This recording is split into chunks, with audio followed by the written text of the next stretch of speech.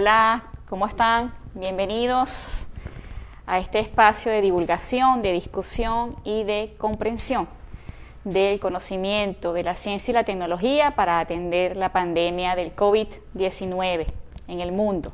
Seguimos trabajando con la Comisión Presidencial, con el Consejo Científico de Investigadores del Sistema Nacional de Ciencia y Tecnología del país, en compañía hoy de la doctora Esperanza Briceño, farmacéutica de profesión, con experiencia por más de 7 años en la Comisión Nacional de Regulación y Estudio de Medicamentos para Venezuela, expresidenta del Instituto Nacional de Higiene Rafael Rangel, ente adscrito al Ministerio del Poder Popular para la Salud. Bienvenida, Esperanza, gracias por acompañarnos. Gracias. Seguimos haciendo revisión de la estadística a nivel mundial de la pandemia, reportando para este momento más de 3.100.000 casos en el mundo de personas contagiadas. Y de estas, el 30% de la población contagiada reside en los Estados Unidos. Entonces se demuestra que no solo es necesario una plataforma tecnológica, una economía diversa y políticas neoliberales para contener la pandemia. Hace falta el uso racional del conocimiento, de la ética, de la moral, que demuestra el gobierno bolivariano en la atención de sus pacientes y que uno ve en contradicción en la política del gobierno de los Estados Unidos. Hemos superado más de 200.000 defunciones a nivel mundial y esto es un punto a discutir siempre sobre la atención de los pacientes, el uso de terapias, de medicamentos, de atención gratuita a la salud, de dar atención gratuita a los pacientes, del monitoreo de cada uno de los casos, como bien ha instruido el presidente Nicolás. En Venezuela tenemos hoy un porcentaje importante de pacientes recuperados. Más del 40% de los pacientes venezolanos se encuentran recuperados hoy gracias al uso de una atención personalizada. Seguimos avanzando también en el diagnóstico casa por casa gracias a la misión Barrio Adentro y bajo la dirección de la Comisión Presidencial. Y entonces estamos buscando los casos sospechosos y a estas personas que se les realizan las pruebas rápidas de diagnóstico y se realiza también la prueba de PCR en caso de confirmar la carga viral en estos pacientes, se hace evidentemente el aislamiento de la persona, el estudio de casos, de familiares, de personas cercanas que hayan estado expuestas al contagio y la atención con tratamiento. 329 casos reportamos hasta esta hora en nuestro país. Es una estadística muy favorable que demuestra una baja incidencia en la infección en Venezuela y esto es un punto a favor que enaltece el ejercicio del pueblo bolivariano en cumplir el distanciamiento físico, social, voluntario, en el uso de la mascarilla, que en este momento me retiré para hablar mejor con ustedes, en las normas de higiene, el lavado permanente de nuestras manos, de las superficies en las que nos encontramos, de nuestra vivienda, de cumplir con las normas que nos permitan garantizar romper con la ruta de contagio. En la semana pasada, que interactuaron con nosotros una serie de usuarios de nuestro Facebook Live, nos consultaban durante la semana cómo es posible que la Organización Mundial para la Salud nos reporte que de 2 al 3% de la población mundial contagiada está multiplicando o produciendo o expresando anticuerpos. ¿Qué pasa con el resto de la población? Para aclarar un poco ese aspecto, lo que la OMS nos informaba es que sigue siendo objeto de estudio mundial para todos los países la capacidad de adquirir inmunidad posterior al contagio del virus.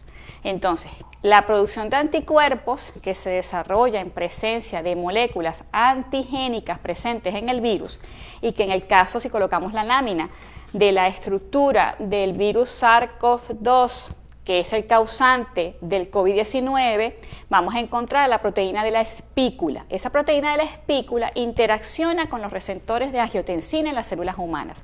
Esa proteína es muy antigénica. ¿Qué significa eso? Que es capaz de reaccionar con nuestro organismo y nuestro organismo la reconoce como un agente extraño.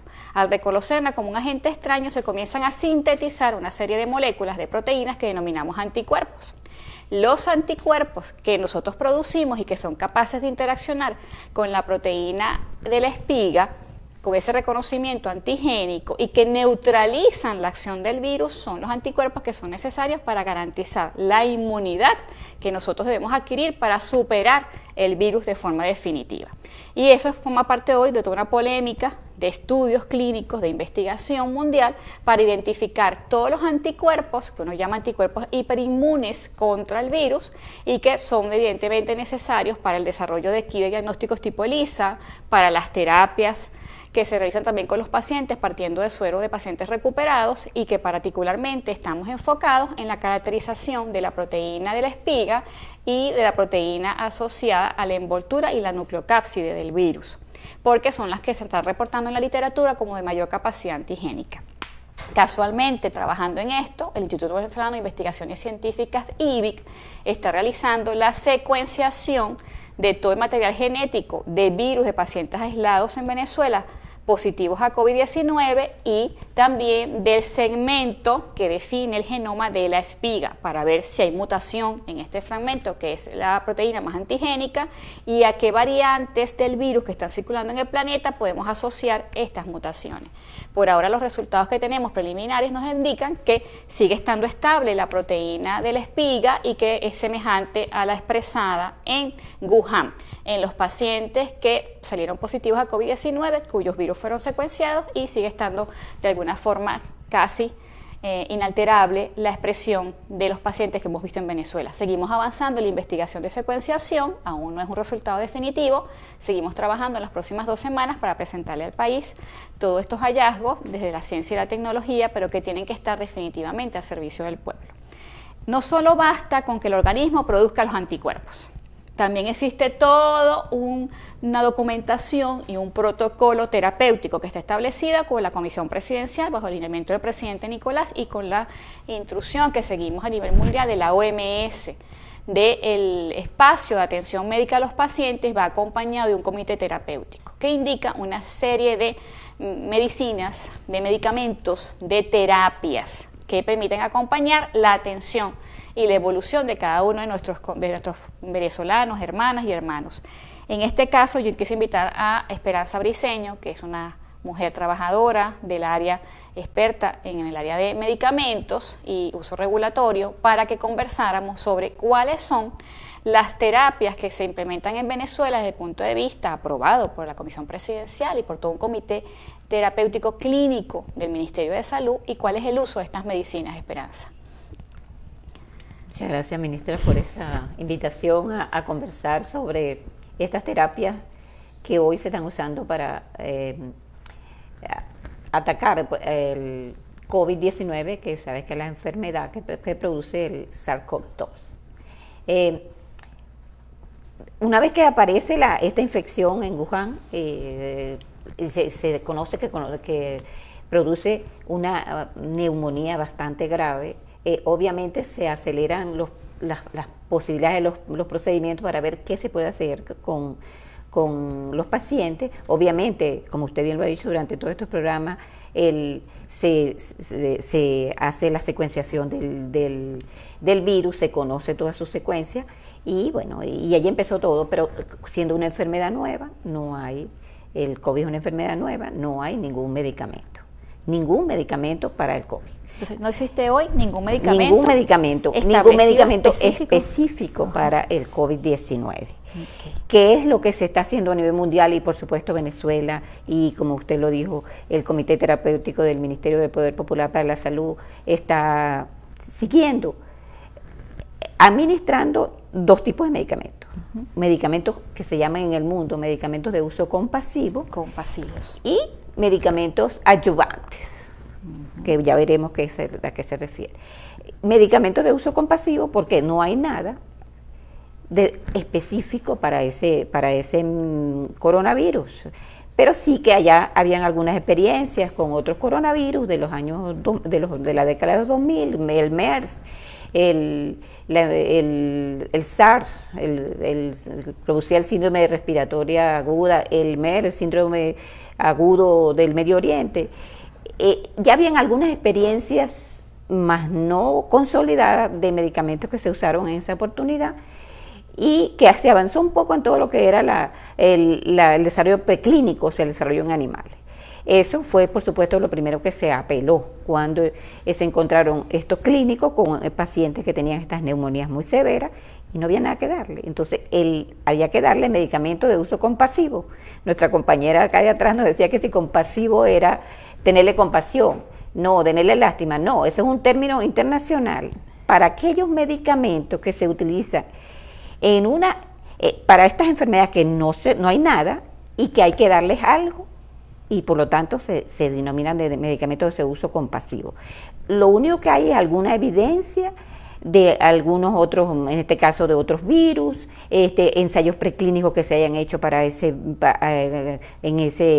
con ese virus, algunos ensayos clínicos, algunos estudios clínicos que se hayan hecho que tal vez no son tan contundentes, pero que servirían.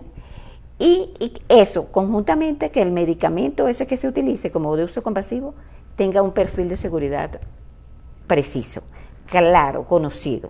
Porque aquel principio de la terapéutica, que primero no hacer daño, primero es lo primero que hay que hacer. Primero no hacer daño. Entonces, cualquier medicamento que se vaya a dar, que no es para esa indicación, pero que no hay más nada, y por lo tanto se llama medicamentos de uso compasivo, tiene que tener un perfil de seguridad claro. Todos los medicamentos que usamos en Venezuela y en el mundo, por supuesto, se ha evaluado su perfil de seguridad. Y está dentro de los límites de lo que llaman perfil beneficio-riesgo aceptable. Por lo tanto, eso es una condición sine qua non para los medicamentos de uso compasivo, que sean seguros en el uso, en la dosis, en el tiempo que se utilice. Con esa seguridad, pues entonces se revisa todo lo que haya de efectividad o de eficacia, y eso entonces se empieza a usar. Cuando apareció esta enfermedad en enero, empezaron la administración de estos medicamentos a los pacientes, sobre todo por la neumonía grave. Entonces, hay experiencia clínica, mas no hay ensayos clínicos. Hay experiencias clínicas, pero todavía no hay los ensayos clínicos contundentes para decir que estos medicamentos sirven para esa indicación. Entonces, en el caso nuestro, nosotros tenemos con el Comité Terapéutico del Ministerio de Salud un protocolo de atención médica que permite orientar el tratamiento de medicamentos que tienen un perfil de seguridad alto, como bien denominaste, Esperanza, y que en nuestro protocolo indican la hidroxicloroquina, el interferón, los anticoagulantes, lopinavir, ritonavir, remdesivir, e interferón. Interferón, perfecto. Ajá. Esos son, y por supuesto, esos son un protocolo que se va revisando constantemente, pues porque a la luz. Cuando nosotros empezamos el 15 de marzo, ministra, el 14 de marzo, en el tema COVID-19, uno entraba al PubMed, que es y encontrábamos, habían 6 publicaciones sobre esto. Hoy pasan los 3.000. Y en tratamiento, 1.500 aproximadamente. Entonces es muy vertiginosa, muchísima la información, por lo tanto los tratamientos se están revisando constantemente aquí y en todas partes, porque van apareciendo ensayos que van demostrando eficacia de algunos medicamentos.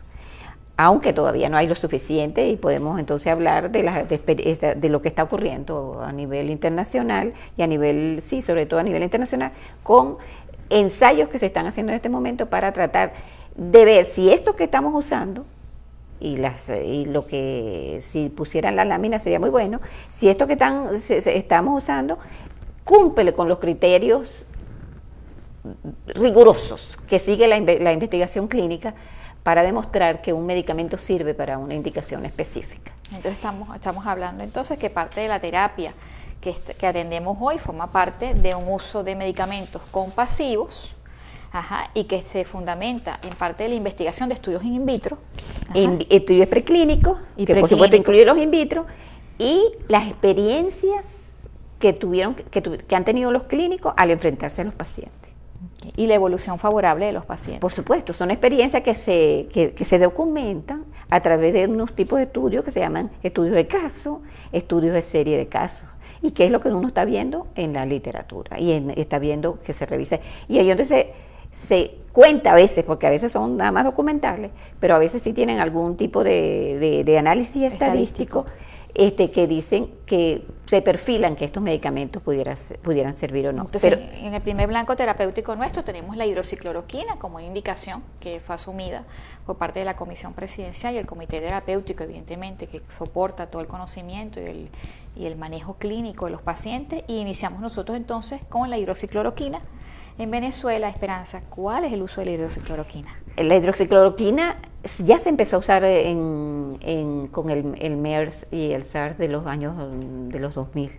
Hubo alguna evidencia, como ustedes pueden ver en la lámina, tiene, allí está el mecanismo la lámina no se ve, el mecanismo por el cual supuestamente la hidroxicloroquina interactúa con todo lo que es la replicación viral. Y vemos allí que tiene que ver básicamente con el receptor que hablaba la ministra hace rato, el receptor de la enzima convertidora en angiotensina, que parece que no permite porque impide la glicolización de ese receptor, y por lo tanto no hay la unión, y de allí de alguna manera ese es el mecanismo propuesto, que no entra el virus.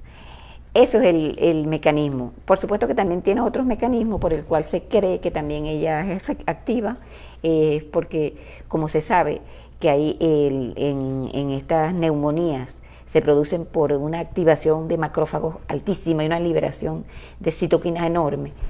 Parece que de alguna manera ella baja la liberación de la producción de algunas de estas citoquinas, un poquito general esto, y de alguna manera también impide pues un efecto inmunomodulador de alguna manera, y que también tiene efecto por allí.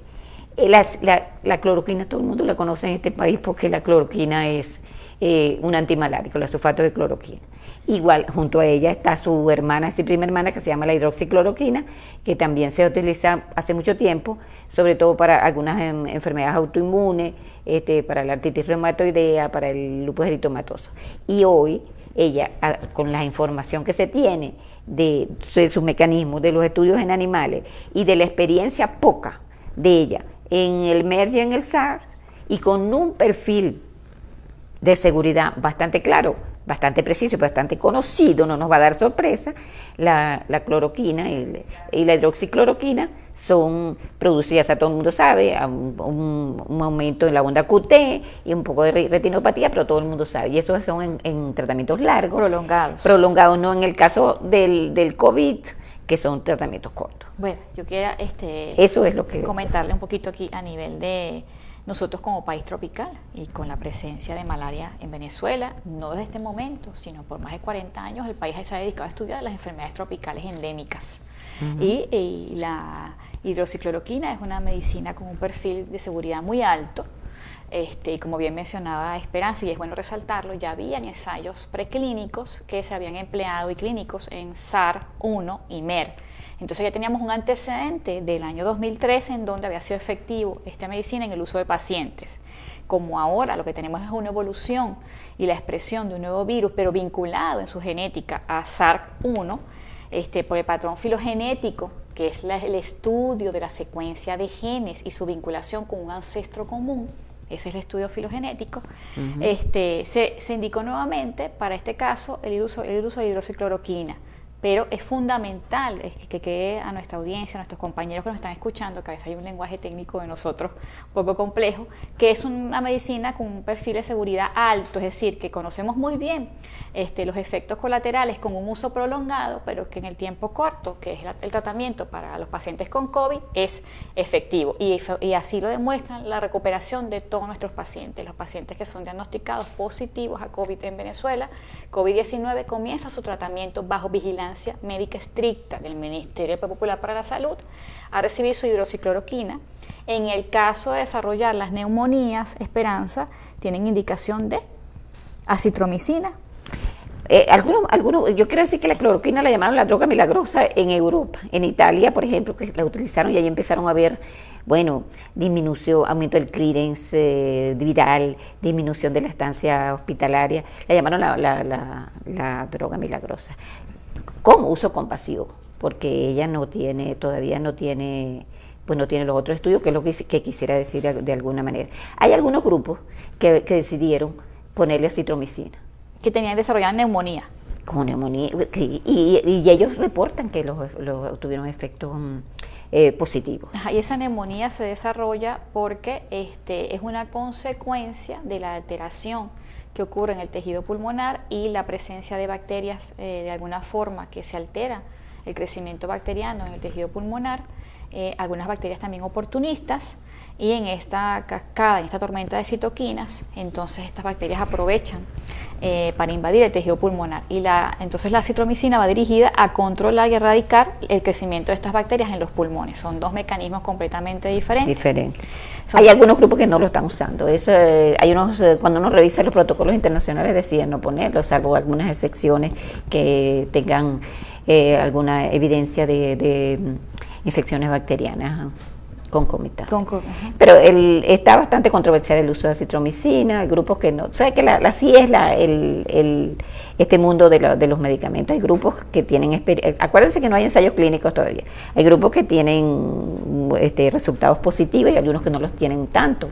Por lo tanto, entonces hay controversias en los protocolos. Y hablamos entonces de ensayos clínicos. ¿A qué, Esperanza? Vamos a definir qué es un ensayo clínico. Exacto. Es muy importante decir que hasta ahora no hay ensayos clínicos. Uno revisa la literatura de ninguno de estos productos y no de ninguna de estas sustancias, de estos medicamentos de uso compasivo, y lo que encuentra hay bastantes ya estudios de casos, experiencias de grupos de médicos, estudios de series de casos, que son ensayos fármaco-epidemiológicos, pero que el estándar de oro, por el cual las autoridades reguladoras, que son las autoridades que aprueban medicamentos en los países, aprueban estos medicamentos, es con ensayos clínicos, y ensayos clínicos controlados, que son ensayos muy pragmáticos, que son ensayos en el cual se define muy bien quiénes van a entrar a esos ensayos, con la patología que van a entrar, con criterios de inclusión y de exclusión, por el tiempo y con la dosificación exacta, con las enfermedades concomitantes o no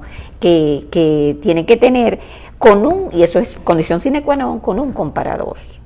En nuestros estudios no son con comparadores, porque hay la experiencia que hasta ahora está en casi todos los casos, porque hay algunos que ya son observacionales, pero hay comparaciones. Ese es el estándar de oro, ensayo clínico controlado, la palabra lo dice. ¿Y los ensayos clínicos controlados los supervisa la OMS? Eso lo hacen los quienes desarrollan productos, y las autoridades reguladoras, se los presenta a las autoridades reguladoras de los países, quienes deciden en la evaluación si se aprueba o no este producto. Los controles son o otra droga o una terapia que sea la de elección, o a veces placebo. Ese es un ensayo clínico controlado. Y al final del ensayo, que es un ensayo como de laboratorio, hay que decirlo, muy bien, muy rigurosos, una vez se hace la evaluación de estadística y clínica de los resultados, y las autoridades deciden si se aprueba o no. Ese ensayo clínico controlado, ni una autoridad de este mundo, hasta las menos desarrolladas, aprueba medicamentos que no se sepa, que no esté bajo esos ensayos clínicos controlados, que son las fases clínicas finales en el desarrollo de un medicamento. Me preguntaba usted de la Organización Mundial de la Salud.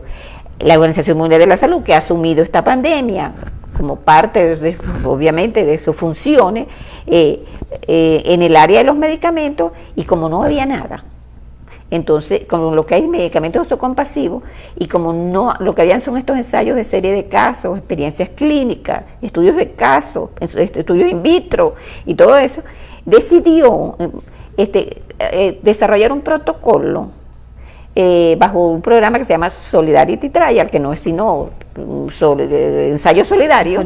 Entonces, desarrolló esto con un protocolo muy, muy riguroso, muy pragmático, con 4 brazos. Un brazo es de estudios con el lopinavir-ritonavir, otro es con cloroquina, hidroxicloroquina, otro con ese medicamento que se llama Remdesivir, que me gustaría después que habláramos un poco, y otro con interferón, lopinavir-ritonavir, que entonces está 2 veces el lopinavir-ritonavir. Entonces, tiene 4 brazos, mostró a los países este es el protocolo, los invitó a que en lo posible los pacientes entraran en ese protocolo. En lo posible, no todos entran porque hay unos criterios de inclusión y de exclusión. El tratamiento se diera bajo este ensayo clínico. Y hay 70 países que ya están trabajando con estas 4 drogas, que son las más usadas, y y los resultados ya comienzan a verse en el mes de junio ya. Y los primeros resultados. Los primeros resultados de este ensayo Solidarity, que pretende precisamente con un ensayo multipaís, o sea, ensayo de una muestra muy grande, pero un solo protocolo, poder evidenciar quién verdaderamente sirve y verdaderamente es los medicamentos utilizados para la indicación COVID, tratamiento del COVID, que hoy no lo tenemos. ¿Qué me cuentas del interferón? Bueno, el interferón es uno de los que está. Interferón, lopinavir, ritonavir. El interferón es una molécula que se viene utilizando durante mucho tiempo para el tratamiento de enfermedades virales, casi siempre en combinación, bien sea con ribavirina o en este caso, con lopinavir, ritonavir. Está en todos los protocolos, está en el protocolo de la República de China, está en los protocolos de muchos protocolos europeos, en el nuestro también está. ¿Qué me cuentas del Remdesivir? Bueno, ese es un medicamento interesantísimo, ese es un medicamento que se desarrolló para el ébola. Acuérdate que en el 2013, el 2016, en ese tiempo hubo varios brotes de ébola y se empezó a desarrollar este Remdesivir, que no sé si lo podremos ver aquí, pero aquí muy bien que la lámina, porque de alguna manera tanto el Remdesivir como otro que se llama Favipiravir inhiben la formación de la RNA polimerasa. Eso es en general, porque inclusive el Favivirus, que es el ébola, fue activo allí en esa fase, y bueno, precisamente porque fue activo allí, había esa experiencia, ya no se ha utilizado en el MERS y el SARS porque es posterior. A esa situación. Entonces, ahora se está utilizando. Es un medicamento de un amplio espectro y se ha encontrado buenos resultados, pero siempre en esas experiencias de investigación, de serie de casos, de estudio de casos. Ahora la OMS, ante esa evidencia, ese es producido por un laboratorio llamado Gilead, que a modo anecdotario, que quiero decir que hicieron las acciones bárbaramente a raíz de que se encontraron estos resultados preliminares que esta droga pudiera tener efectos contra el COVID-19. Y entonces este Remdesivir tendría un blanco de acción en la RNA polimerasa. Que es la proteína que se encarga de la replicación del ARN del virus. Entonces el ARN es el material genético que él necesita replicar y copiar muchas veces para producir nuevos viriones. Entonces, inhibir la replicación de su material genético es definitivamente cortarle la vida al virus.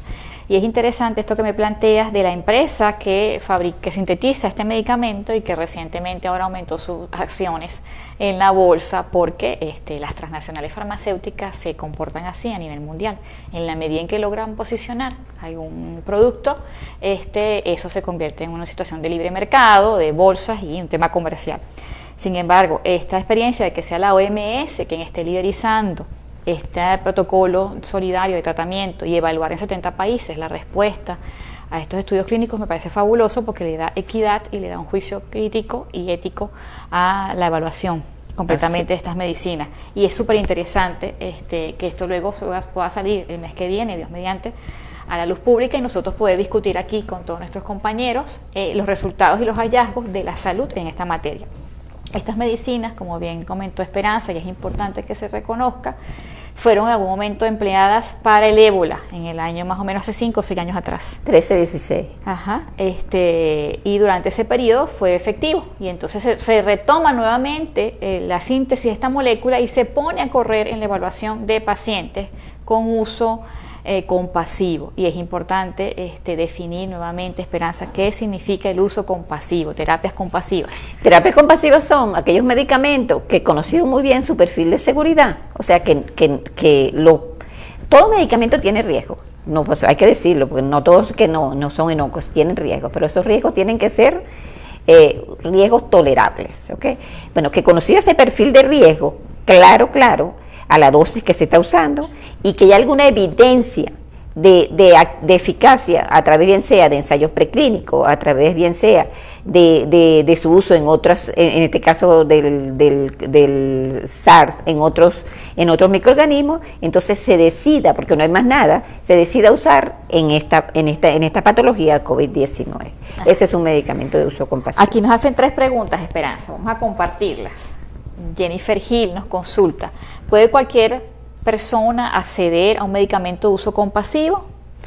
Mire, Primero tiene que ser una persona contagiada. No, eso quiere decirte que en el uso del COVID es quienes están administrando los tratamientos, exacto, que ya hicieron los permisos, porque por rutina y por costumbre y por deber, así sea el Estado tiene que pedir permiso para decir, mira, voy a utilizar este medicamento fuera de la indicación aprobada, porque es que los medicamentos se aprueban con una indicación específica, no es para todo. Claro. Entonces, si está usándolo fuera de otra indicación, se tiene que hacer un permiso. Y uno cuando lee ahorita, por ejemplo, la información internacional dice, la agencia reguladora de Italia aprobó como medicamento de uso compasivo la cloroquina.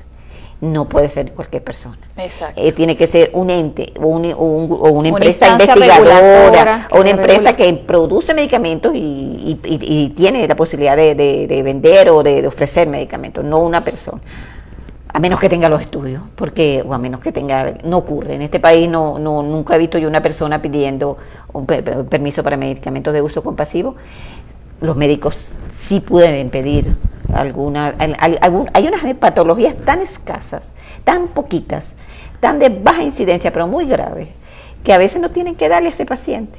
Entonces, el médico, bajo un informe, pudiera presentar a la autoridad reguladora, en este caso a la Junta de Revisores de Productos Farmacéuticos, mira, este medicamento por allá que dice que puede servir para esto, porque ya no tengo nada que ofrecerle a este medicamento, y entonces se evalúa con la literatura disponible si verdaderamente ese medicamento es seguro y hay alguna evidencia de algún efecto positivo para ese paciente en particular. Sí, y en principio los pacientes que acceden a esta terapia compasiva son pacientes que son confirmados por diagnóstico a través de la prueba de PCR que realiza el Instituto Nacional de Higiene Rafael Rangel, adscrito al Ministerio del Poder Popular para la Salud, y que siempre les voy a dar mi agradecimiento especial por la labor extraordinaria que están desarrollando, a todos esos investigadores, bioanalistas, médicos, farmacéuticos que están allí acompañando la gestión del gobierno bolivariano, y que al confirmar el paciente positivo a PCR entra inmediatamente en un protocolo de atención médica que dirige el Ministerio del Poder Popular para la Salud.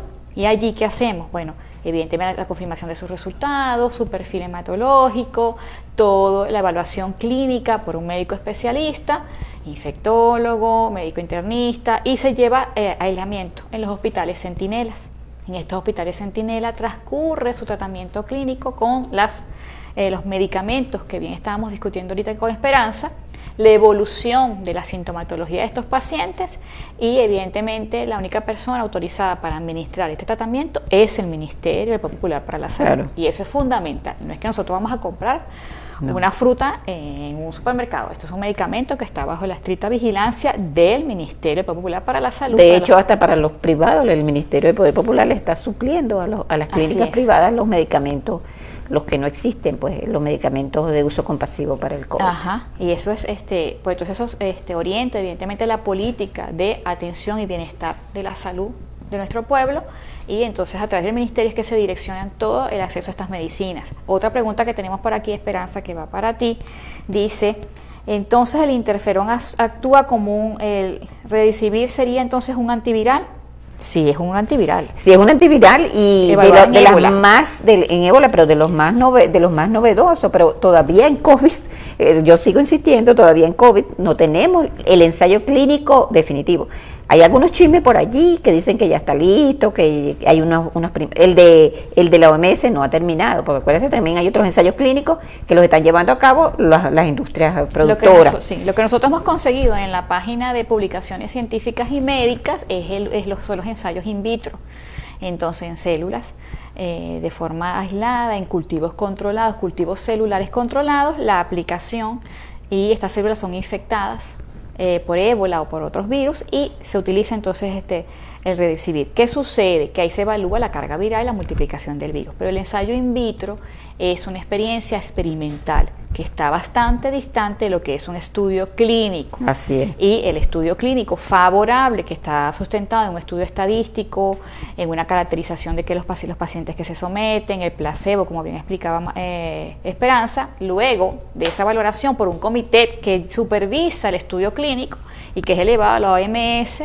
expone los resultados. Y es allí entonces cuando pudiese indicarse si es definitivamente un medicamento anti-COVID. Si sabemos que es un antiviral hoy para ébola, pero está todavía en estudio para el COVID-19. Igual que el interferón, que también está en uno de los brazos del Solidarity Trial, como lo llama la OMS.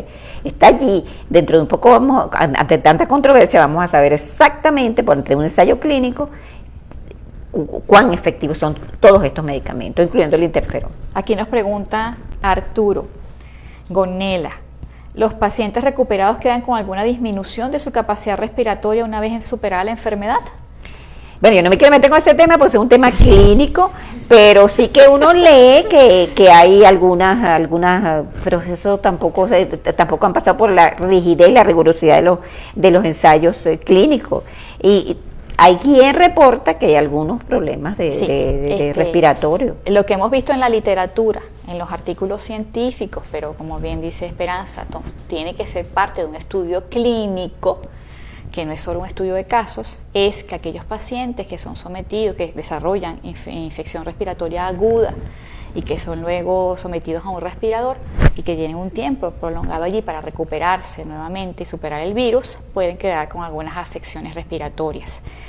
Sigue siendo parte de todos los estudios clínicos a nivel mundial, igual que sigue siendo una incógnita definitiva lo que sucede con el sistema inmune, con las personas que logran superar el virus, que son pacientes recuperados, que en Venezuela superan más del 40% de nuestros pacientes contagiados, y todos han salido de alta después de tener una prueba de PCR negativa, y esto es importante decirlo, forma parte del protocolo clínico de Venezuela. Nuestros pacientes positivos van a un hospital Centinela, ahí en aislamiento, reciben su tratamiento orientado por hidroxicloroquina, el interferón y otros antivirales.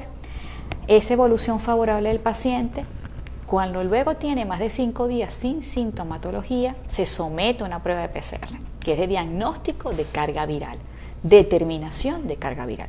Cuando esta prueba sí y solo sí da negativa, que confirmamos que los pacientes no tienen ya carga viral, se retiran de alta favorable a su casa. Y allí, evidentemente, tienen que mantenerse cumpliendo la cuarentena, como estamos todos cumpliendo la cuarentena, hasta que se mejoren las condiciones epidemiológicas en el mundo y en Venezuela. Entonces, creo que es importante llevar a todos a la calma, llamarlos a la calma.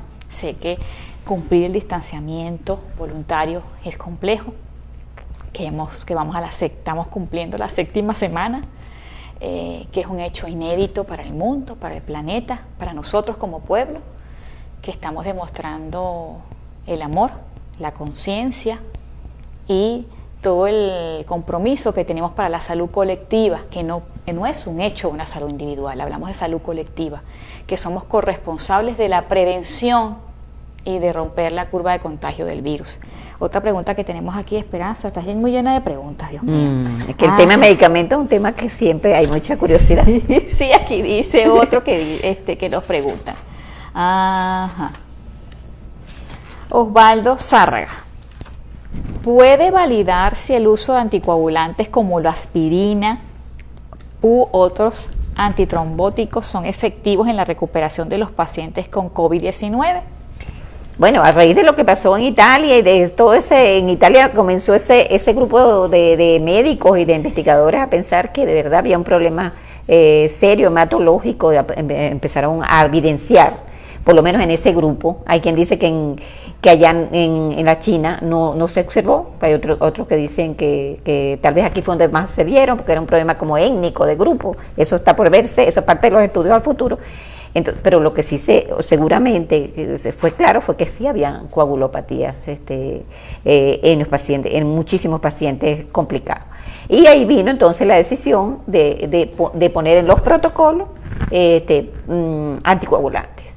Y en casi todos los protocolos a nivel mundial está colocada la heparina de bajo peso molecular, y nosotros también está la enoxaparina.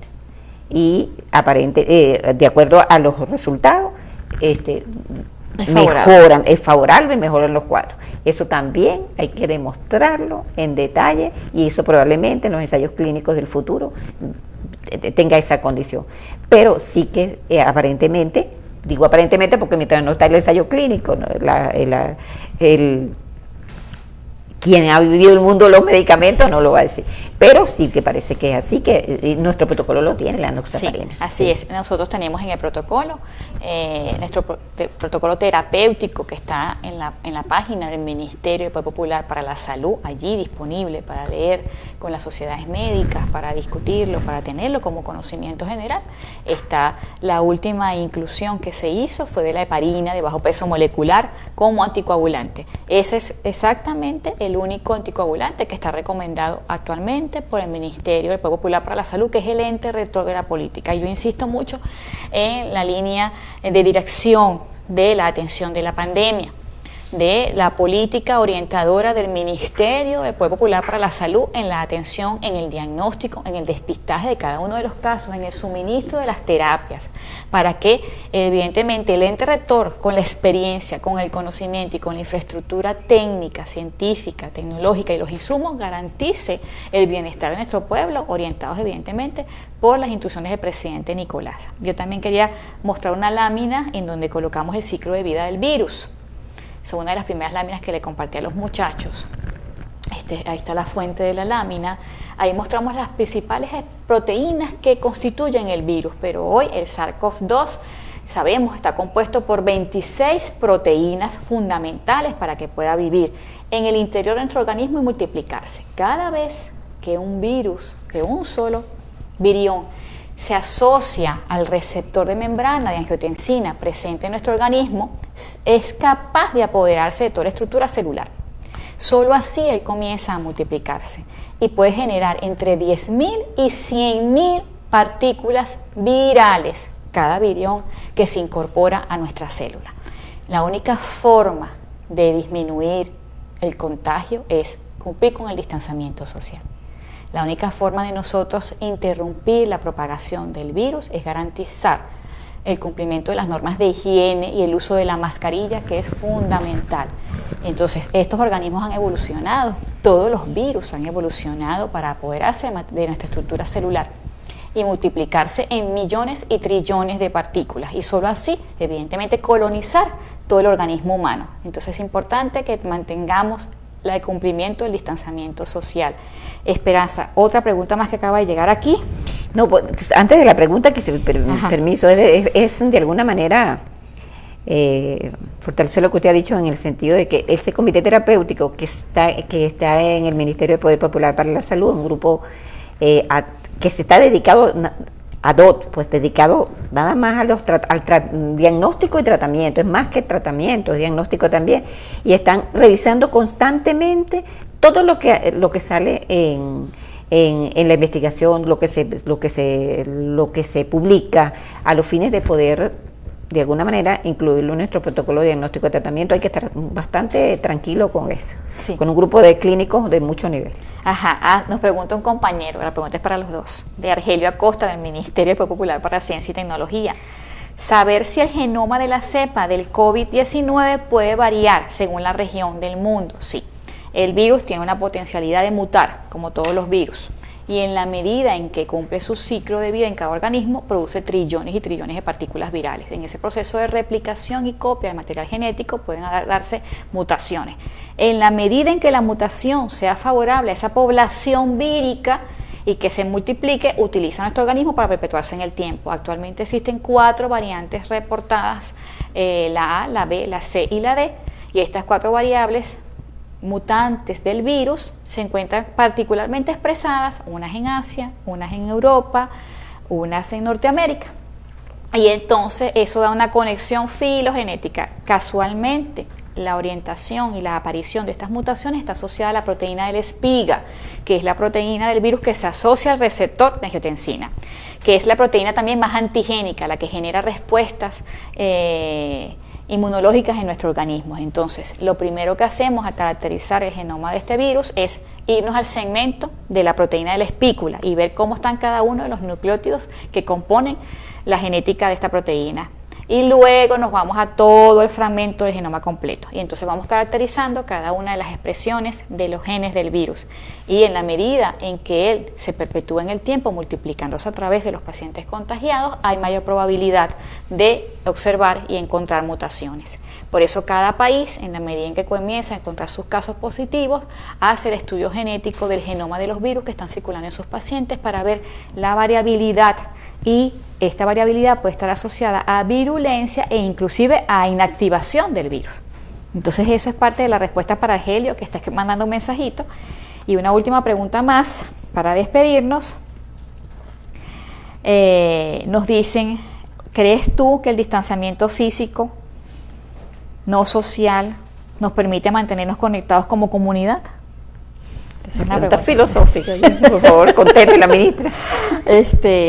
Yo creo que nosotros no solo estamos conectados porque estemos cerca físicamente. Y yo creo que las tecnologías de la información y la comunicación nos sirven para también interconectarnos. Y aquí le agradezco el trabajo acá en TV y a Movilnet, que nos acompaña como empresas del Estado para que esto sea posible. Creo que aunque no estemos cerca físicamente de nuestros seres queridos, una llamada telefónica, un pensamiento, una oración es suficiente también para hacerles saber nuestros afectos. Que en la medida en que nos queremos, nos cuidamos y que somos nosotros responsables de la prevención y de interrumpir la curva de contagio e irla aplanando definitivamente, como se está comportando la curva en Venezuela. Es muy favorable, es un escenario muy favorable para el país.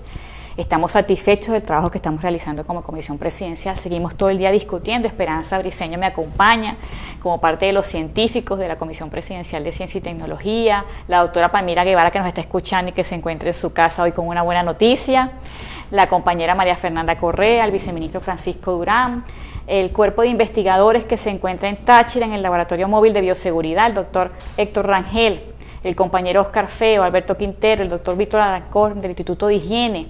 A la compañera Lesbia Muro, director del Instituto de Higiene, a la compañera Donelia Sánchez, compañera de la UCB, que hoy también está en el Instituto de Higiene haciendo los PCR, a todos los médicos, bioanalistas, enfermeros, paramédicos, a los compañeros que se encuentran desplegados en la misión Barrio Adentro, a los compañeros de la Fuerza Armada y entes de la seguridad del Estado que están haciendo los puentes aéreos, que nos acompañan en la seguridad de cada uno de los espacios, a los compañeros que están con el perifoneo por todas las comunidades alertando para el cumplimiento del distanciamiento, a los compañeros de los medios de comunicación con su mensaje favorable y lleno de esperanza, a nuestro presidente que nos acompaña y nos llena siempre de fortaleza, a todo el pueblo bolivariano, juntos venceremos.